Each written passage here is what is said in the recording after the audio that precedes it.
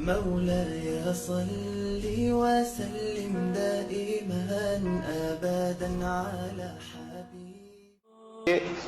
ہم اپنی زندگی کے کام کو کیسے بہتر گزاریں، وقت کو کیسے بہتر گزاریں، اس کے لیے چند پوائنٹ ہیں جو ہر ایک کے لیے کارآمد ہو سکتے ہیں. پہلی بات کہ اپنی نیند رات کے وقت میں پوری کر لیا کریں، پھر تہجد میں اٹھا کریں اور تہجد سے اپنے دن کی ابتدا کیا کریں. تہجد میں اللہ رب العزت کی طرف سے عنایات ہوتی ہیں.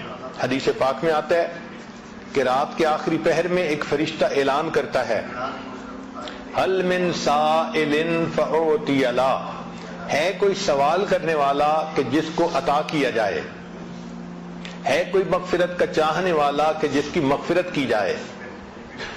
تو جب اللہ رب العزت کی طرف سے اعلان ہو رہا ہے، ہمیں چاہیے کہ ہم اس وقت جھولیاں پھیلایا کریں اور اللہ سے مانگا کریں. اس وقت مزدور کو مزدوری ملتی ہے، سائل کو اللہ کی طرف سے اس وقت نعمتیں ملتی ہیں، تو ہم اس وقت کو زندگی کا سب سے قیمتی وقت سمجھیں. چنانچہ ہمارے دن کی ابتدا تہجد سے ہونی چاہیے، اس وقت کو کبھی مس نہ کریں. کوشش یہی ہو کہ ہر رات میں تہجد کی توفیق نصیب ہو جائے. جتنے بھی تھکے ہوئے ہوں تہجد میں اللہ کے سامنے جھولیاں پھیلا کر بیٹھیں تاکہ ہمیں اللہ کی طرف سے روزینہ نصیب ہو جائے. پھر فجر کی نماز پڑھیں اور فجر کے بعد اپنے اسباق پورے کریں. اشراق پڑھیں اور اشراق کے بعد اپنے دفتر اور بزنس کے کاموں کی ابتدا کریں. حدیث پاک میں نبی اللہ تعالیٰ فرماتے ہیں، اے میرے بندے، دن کے شروع میں تو 4 رکعت پڑھ لیا کر، میں سارا دن تیرے کاموں میں تیری مدد کروں گا، تیری کفایت کروں گا. ذرا غور کیجئے کہ ہمارے سارے دن کے کاموں میں اللہ کی مدد شامل ہو جائے تو ہمیں اور کیا چاہیے. اور یہ نعمت مل جاتی ہے اشراق کے 4 نفل پڑھنے پر. اور اشراق کی نماز ہوتی ہے جب سورج طلوع ہوتا ہے، تقریباً 20 منٹ کے بعد انسان 4 رکعت پڑھ سکتا ہے. تو دن کے شروع میں یہ 4 رکعت پڑھ لیا کریں تاکہ ہمارے دن کے ہر کام میں اللہ کی مدد ہو. عورت ہمیشہ یہ چاہتی ہے کہ جی میرے کام میں میرا تعاون کرنے والا کوئی نہیں، میں اکیلی ہوں، میں گھر میں ایک ہی ہوں. بھائی آپ اللہ کو اپنا تعاون کرنے والا بنا لیجئے. دن میں اشراق کی نماز پڑھنے پہ اللہ تعالیٰ آپ کے کاموں میں آپ کے کفیل بن جائیں گے، آپ کی کفایت کریں گے. پھر دوسری بات یہ کہ ہم جو کام بھی کرنے لگیں تو اس کا جو اینڈ ریزلٹ ہے اس کو ہمیشہ ذہن میں رکھیں کہ ہم نے کس چیز کو اچیو کرنا ہے تاکہ ہم اس کام کو مکمل کر سکیں. ایک تیسرا پوائنٹ کہ جو اچھی عورتیں ہوتی ہیں وہ اپنے کام کو پریورٹائز کرتی ہیں، یعنی اس میں جو پریورٹی ہے وہ دیتی ہیں. اہم کام کون سا ہے، کس کو پہلے کرنا ہے. اگر ہم اہم کام کو پہلے کرنے کی بجائے بس اپنی ترتیب سے ہی ہر کام کرتے رہیں گے تو ہم کم وقت کم کام کر پائیں گے. چنانچہ ایک ٹیچر تھی، اس نے اپنے شاگردوں کو پرائورٹی کے اوپر ایک اچھی مثال سے بات سمجھائی.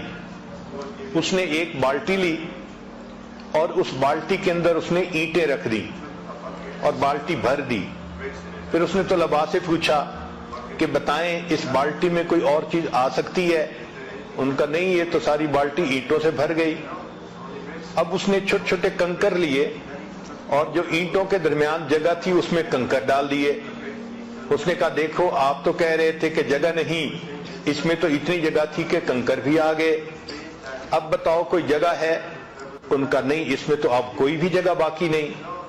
اس نے مٹی اور ریت اٹھائی اور ان کنکر کے درمیان جو چھوٹی چھوٹی جگہ تھی اس میں ریت ہی بھر دی اور کہا کہ دیکھو آپ تو کہتے تھے کہ کوئی جگہ نہیں، اس میں اتنی ساری ریت بھی آ گئی اسی بالٹی میں. پھر اس نے پوچھا بتاؤ اس میں اور جگہ ہے؟ تو طلباء نے کہا کہ نہیں، اب تو کوئی جگہ نہیں بچی. اس نے پانی کا جگ لیا اور اس بالٹی کے اندر ڈالا. چنانچہ اس پورا جگ اس پانی یعنی پورا پانی کا جگ بالٹی کے اندر آ گیا. اس نے کہا دیکھو ابھی اس میں اتنی جگہ باقی تھی. پھر اس نے کہا کہ اچھا بتاؤ کہ آپ نے کیا سیکھا؟ انہوں نے کہا کہ ہم نے یہ سیکھا کہ آپ اس میں جگہ بناتی ہی چلی گئیں.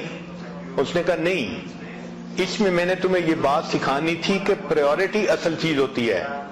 اگر میں اس بالٹی کو پانی سے پہلے بھر دیتی تو اس میں نہ اینٹیں آ سکتی تھیں، نہ ریت آ سکتی تھی، نہ کنکر آ سکتے تھے.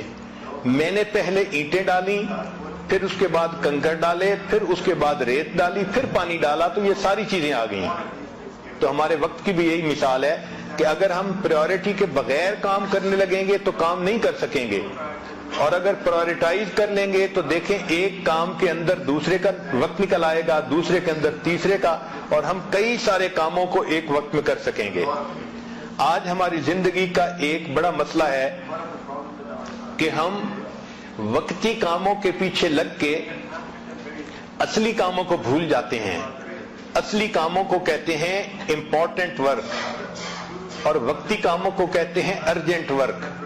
جس عورت کو دیکھو ارجنٹ ورک میں لگی ہوتی ہے، امپورٹنٹ کام کو بھول جاتی ہے. چنانچہ ہماری توجہ ساری کی ساری ارجنٹ کاموں پہ ہوتی ہے، اس لیے کہ وہ نظر آتے ہیں، اور جو امپورٹنٹ کام ہوتے ہیں وہ کئی دفعہ فوری نظر نہیں آتے.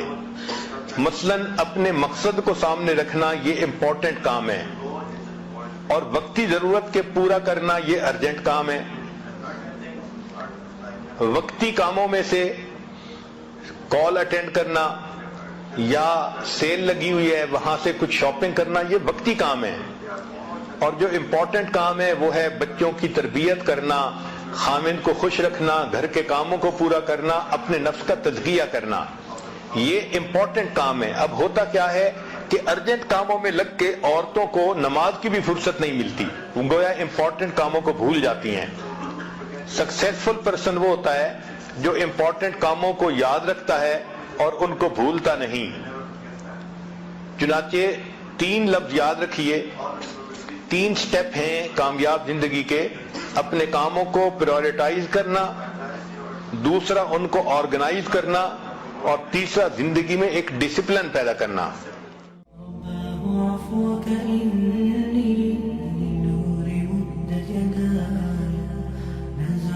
أسرار قلبي وجدت ألقي أسايا رباه عفوك إني